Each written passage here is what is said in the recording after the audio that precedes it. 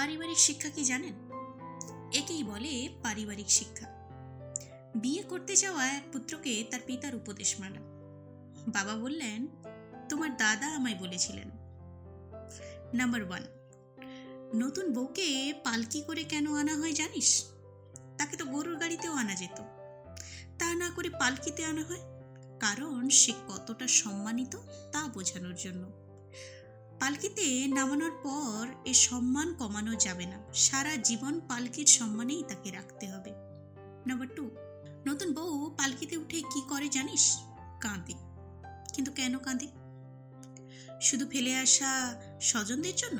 উহুম, না, নতুন জীবন কেমন হবে সে ভয়েও কাঁদে। তোর চেষ্টা হবে পালকির কান্নাই যাতে তার শেষ কান্না হয়।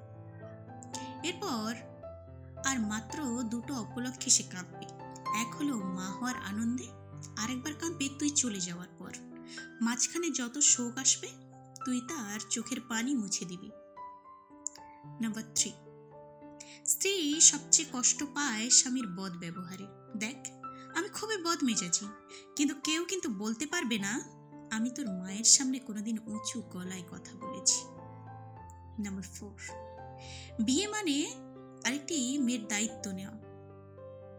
এটা ঠিকভাবে পালন না করলে ঈশ্বরের কাছে দায়ী থাকতে হয়। নাম্বার 5, আরেকটি কথা, সব মেয়ের রান্নার হাত ভালো না, কিন্তু সবাই রান্না ভালো করার সর্বোচ্চ চেষ্টা করে। তাই রান্না নিয়ে বউকে কখনো খোঁটা দিবি না।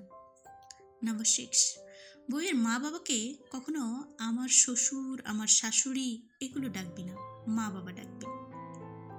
আগে ডাকগুলো কোনো মেয়ে পছন্দ করে না, তুই ওগুলো ডাকলে বউ আমাদের ওইভাবেই ডাকবে, ওই একই ডাকে ডাকবে। তুই ওনাদের সম্মান না করলে সে আমাদের সম্মান করবে না, এটাই নিয়ম।